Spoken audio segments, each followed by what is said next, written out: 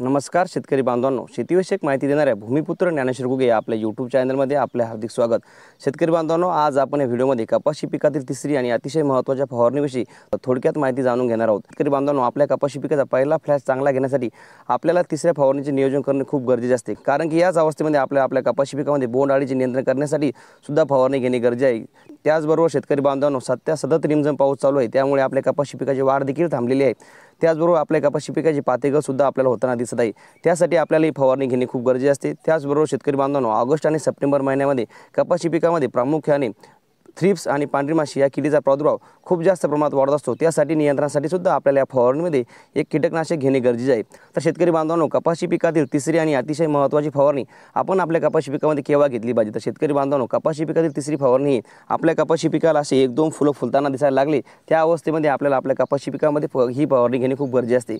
आपल्या पिकातील बोंडअळीचे नियंत्रण करण्यासाठी ही वेळ खूप महत्त्वाची असते। शेतकरी बांधवांनो, आपल्या कपाशी पिकात फुलधारणा व्हायला लागल्यास आपण आपल्या शेतामध्ये चक्कर मारून पाहिल्यास आपल्याला काही ठिकाणी आपले कपाशी पिकाची फुले ही बंद असलेली दिसन, जसे की व्हिडिओ दाखवल्याप्रमाणे आपल्या कपाशी पिकाची बंद आपल्याला हे डोमकळीसारखे दिसन। ह्या फुलामध्ये 101% खाली आळी असते। आता जर आपण या अळीचं नियंत्रण केलं नाही तर नंतर ही आळी एकदा बोंडात जाते। ही आळी जर बोंडात गेल्यानंतर आपण कुठल्याही प्रकारचे कीटकनाशक वापरलं तरी या अळीचे नियंत्रण होत नाही। त्यामुळे आपल्याला या फवारणीमध्ये बोंडअळीचे नियंत्रण करण्यासाठी प्रोफेनोफॉस प्लस सायफरमेथ्रिन घटक असलेले कुठल्याही कंपनीचे कीटकनाशक 25 ते 30 मिली प्रतिपंप याप्रमाणे घ्यायचे।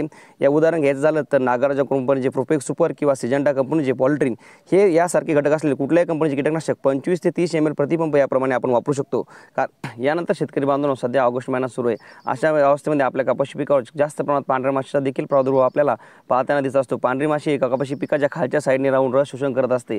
पांढऱ्या माशीच्या नियंत्रणासाठी आपण हर्क्युलस या देखील कीटकनाशकाचा वापर करू शकतो। याचे प्रमाण आपल्याला 20 ग्राम प्रतिपंप याप्रमाणे घ्यायचे आहे। या व्यतिरिक्त शेतकरी बांधवांनो, आपण GSP कंपनीच्या SLR 525 या देखील कीटकनाशकाचा वापर करू शकता। याचे प्रमाण सुद्धा आपल्याला 25 ml प्रतिपंप याप्रमाणे घ्यायचे। सोबत आपण बेस्ट ॲग्रो लाईफच्या रॉनफेन या देखील कीटकनाशकाचा वापर करू शकता। याचे प्रमाण सुद्धा आपल्याला 25 ml प्रतिपंप याप्रमाणे घ्यायचे।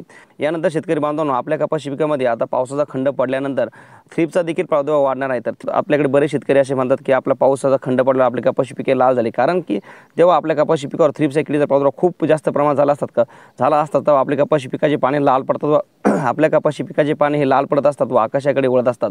थ्रिप्स ही किडी पानाच्या खालच्या साईडने राहून त्यांच्या जबड्याने पाण्याच्या खालचा भाग खरबडत असतात व त्यातून याला रस शोषून घेत असते। त्यामुळे आपले कपाशी पिकाची पाने खालच्या साईडने लाल झालेले असतात व असे आकाशाकडे वळलेले असतात। त्यामुळे आपल्याला थ्रिप्सच्या नियंत्रणासाठी सुद्धा या फवारणीमध्ये कीटकनाशक घेणे गरजेचे आहे। थ्रिप्सच्या नियंत्रणासाठी आपण या फवारणीमध्ये सिजंटा कंपनीचे कराटे या देखील कीटकनाशकाचा वापर 25 ml प्रतिपंप याप्रमाणे करू शकता, किंवा त्याचबरोबर आपण सिजंटा कंपनीचे मेटाडोर या देखील कीटकनाशकाचा प्रमाण 25 ml प्रतिपंप याप्रमाणे करू शकता।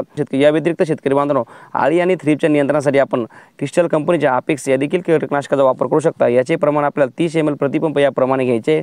या व्यतिरिक्त शेतकरी बांधवांनो, कराटे व मेटाडोर या कीटकनाशकामुळे आपल्या शेतकऱ्याच्या अंगाची आग होत असते। यामुळे बरेच शेतकरी बांधव या कीटकनाशकाची फवारणी करणे टाळतात। या व्यतिरिक्त आपल्या परिसरात जेही जैविक उत्पादन आपल्याला भेटेल त्याचा देखील सुद्धा आपण या फवारणीमध्ये वापर करू शकता। उदाहरण झालं तर बायो 303 यासारख्या प्रोडक्टचा सुद्धा आपण या फवारणीमध्ये वापर करू शकता। यानंतर शेतकरी बांधव, सर्वात महत्त्वाचा मुद्दा म्हणजे आपल्या कपाशी पिकाची पाते गळू नये व आपल्या कपाशी पिकाला जास्तीत जास्त फुटवा निघण्यासाठी व पातेदार होण्यासाठी आपल्याला या फवारणीमध्ये आपल्याला 1261 या विद्राव्य खताचा 100 ग्राम प्रतिपंप याप्रमाणे वापर करायचा आहे, किंवा शेतकरी बांधवांनो, आपण महापीड कंपनीच्या महाफ्लोरा या देखील विद्राव्य खताचा आपण या फवारणीमध्ये वापर करू शकता। त्याचबरोबर शेतकरी बांधवांनो, आपल्या कपाशी पिकात जास्तीत जास्त पातेदारणा होण्यासाठी, दाट पाटे लागण्यासाठी आपण लोटूपट कंपनीच्या क्यूमॅक्सचा देखील 30 ग्राम प्रतिपंप याप्रमाणे वापर करू शकतात। शेतकरी बांधवांनो, टाटा कंपनीचे टाटा बार 30 ml प्रतिपंप याप्रमाणे सुद्धा आपण कपाशी पिकामध्ये वापर करू शकतो।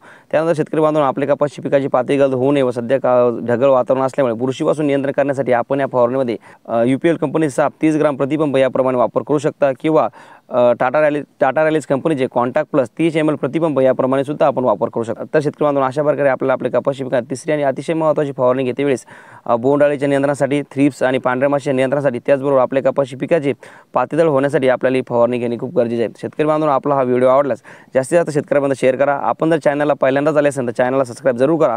पुन्हा भेटू अशाच एका नवीन व्हिडिओसोबत। धन्यवाद।